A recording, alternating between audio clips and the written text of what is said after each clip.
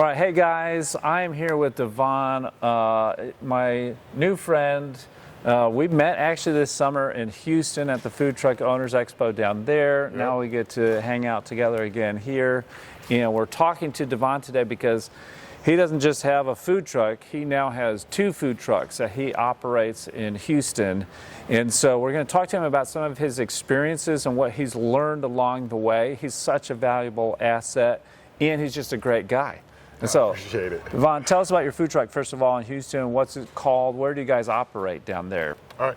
Name of the food truck is Big Poppa Jerk, Big Poppa Jerk and Big Poppa Jerk 2.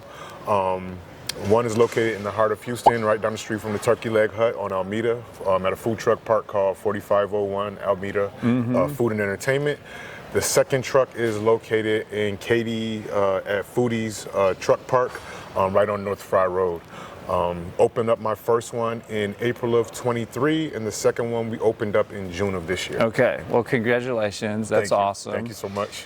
And I had the extreme pleasure of eating at your truck this summer in Houston. And, you know, it's tough when you eat someone's food that you know. You want to tell them, like, oh, yeah, it's good, whether it is or not. Oh, my gosh. I've been dreaming about your food since I ate it because it was so good. This jerk chicken cheese steak. I mean, tell us about your dishes and what you guys offer. All right, so I do what I call a modern take on traditional Jamaican cuisine. So jerk chicken is a real traditional Jamaican dish. I take that and I do it a couple different ways. I do a regular jerk chicken wings for those people that just want the chicken. I also have a jerk chicken cheese steak like you mentioned, and I have a mixed one that's steak and jerk chicken mixed together. We call that one the Jesus. Yeah, that's the one I had. Yeah. And you can call it whatever you want. I'll eat it all day long. It was so good. If honestly, genuinely, if you find yourself anywhere around Houston, go check out his truck. It's so good. You won't regret it. But you went from 1 to 2. What was that process like? What did you learn from your first truck that you were able to apply to your second truck? Well, one thing I definitely can say that as you work your truck and things like that, you tend to get more efficient. Just like with anything, with time and experience comes that level of expertise. So when we bought the second truck, we felt that we were at a place where we had known our first truck well enough that we can move forward and actually operate another truck and be able to do it simultaneously. So with that, we purchased the second one because we felt like we were ready for it, and we felt that at any point, if I needed to, I can work it by myself. My wife can work it by herself. We felt like we were that comfortable with our trailers and moving about them. And we got the second one actually designed a little bit differently to work out some of those quirks. So that's one thing I could say we learned as well, is we learned what feng shui might have been a little off in the first trailer that we can change in the second trailer to make it a little more operational. Like, for instance, we added a deep freezer to allow us to have certain items on there that we needed to keep frozen. We didn't think about that the first time around, but the second time around, we brought that in and implemented it. It's been heaven sent. Well, and then all those little tweaks and changes can add up to being able to serve more food before you run out, be able to serve in faster times, which means you've got more dollars coming in per hour than you would normally, help you scale your business. But like you said, you've got a partner helping you with this. So, I mean, it helps to have you and your wife both are super involved, can both run your own truck. I mean, that's a pretty amazing setup that you've got going on. Yeah, it's been a blessing. It's been a real blessing, man, having her by my side helping me with this. Sorry she's not in this video, guys. She's a little bit busy at the moment, but yeah, she's definitely my rock and my partner in this, and I wouldn't be able to do it without her. But having her and us working together that first year to get to where we're at now really helped us to be able to be independent on our own trucks and be able to kind of what we call double down on the money. So while she's open, I'm open, 2 locations, serving 2 different parts of the city. We could touch 2 different demographics at the same time. And how did you guys get here? I mean, we're making a short video. It almost makes it sound like it was easy. Yeah, we opened up a truck. We had success. We opened a second truck. We're just rolling. I wish. We definitely had a lot of ups and downs with the first truck, especially that first year, like any business. So I would say anybody that is looking to do something like this, don't give up. But expect it to be a little hard at first, especially when you're getting to know your truck, you're getting to know your product, and you're getting to know your customer base, and things like that. So we struggled a lot with opening times. We realized that the food that we offer is more of a dinner time, late evening type of food. People tend to get it late night, and we realize that a lot of our sales come around that time. So you just tend to learn different things as you're working your truck in terms of what works for you, what times work for you, what menu items might be working for you, and what ones might not. Right. And did you have other people, did you have outside influences or people were helping you out during that process? Oh, absolutely. My biggest mentor in this situation would be Bill Moore. Bill Moore has helped me from the beginning. We actually got in touch with Bill Moore back in April of 23 when we first opened our first truck.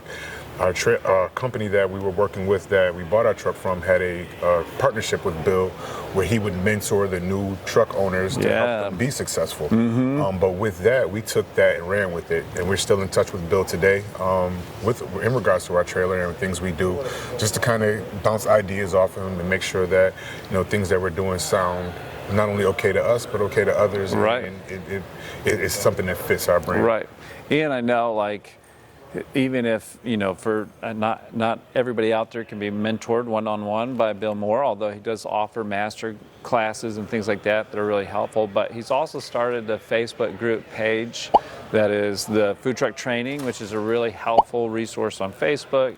He started the National Street Food Vendors Association, which I know that you're here repping them as well, which is another great resource for food truck owners to be able to turn to. And so if you become a part of that, it's also, I'm not working with the association, I'm just letting you guys know. If you, become part of that, that gives you some tools and some resources as well. So it's not, as for food truck operators, it gets so discouraging if you're out there doing it by yourself and you don't know why things aren't working, et cetera. So having that influence and having somebody you can turn to and talk to about that type of community, that's a huge deal for operators. Absolutely. It's been a large part of our success. Just being able to bounce ideas off of him, other people that we know in the food truck industry that we've met along the way, just to kind of say, hey, this is what we're thinking, and what might have worked for you in the past, and things like that. A lot of that comes into play to help mold us who we are today. Right. And what I love from talking with you is that with both you and your wife, you guys are just still learning. It's like, hey, you got your second one. It doesn't mean you guys know everything. Now you're learning what that looks like to operate two trucks. And so if you today could get a third truck, would it be different from your first and second truck? I mean, there might be a couple tweaks that we might change, but the layout, honestly, probably be the same. I think we got it right on the second truck in terms of how we want it laid out. So the third truck will probably be laid out very, very similar to the second truck. And I think that is going to be what helps us with our feng shui, what helps us with that, being able to operate, because we know the ins and outs of that truck like the back of our. I can work with blindfolded. Right. So with that, we just look at it as a learning experience. So a third truck would really just be the same. Only thing would be finding another operator, because it's really just me and my wife. We're going to need that third. Totally. And just find somebody that we can trust for that. Well, and I know we were talking about this yesterday too, of little tweaks and changes, even as we were going through our trailer here and we're talking about screen doors and things like that.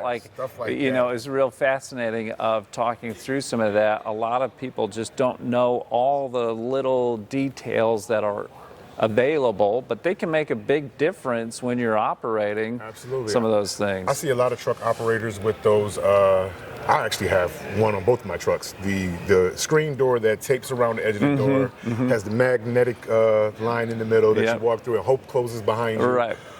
If we can actually get screen doors installed and not have to worry about that, probably would be like a definitely major change that we would make. That is, now that you mention it, that's probably one of our biggest things. That's awesome. Well, Devon, thank you so much for taking the time with us to talk about some of these things. It's funny how it goes with this stuff. It's like we can major on the minors and minor on the majors sometimes. And so what I mean is we get, as food truck operators or somebody who wants to start a food truck, we get so focused on some of the little things that we kind of miss the big picture sometimes.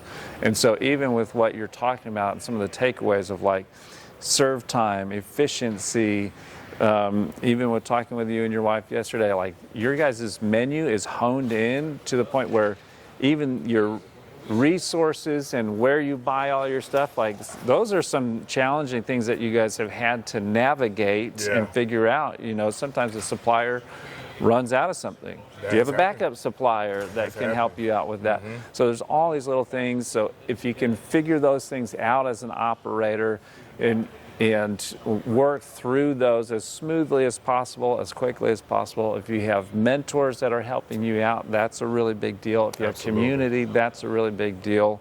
So it takes a lot more than just buying a truck. Once you get the truck, that's when the real hard part begins, because now you got to actually turn it into a real business. Exactly. You're sitting on a overweight paperweight. Right. Yeah. Exactly. Honestly, but yeah, like that is absolutely correct. Yeah. So that's huge. Well, thank you so much. I really appreciate it. Again, check them out if you guys are anywhere near Houston. Thanks so much for watching. If you have any questions for us from this video, just let us know in the comments below. And until next time, happy trucking. There's a fly flying around. We'll pause. You can go through. Sorry about that. Let's do this. Do we need to do the whole thing over? Do we need to start over?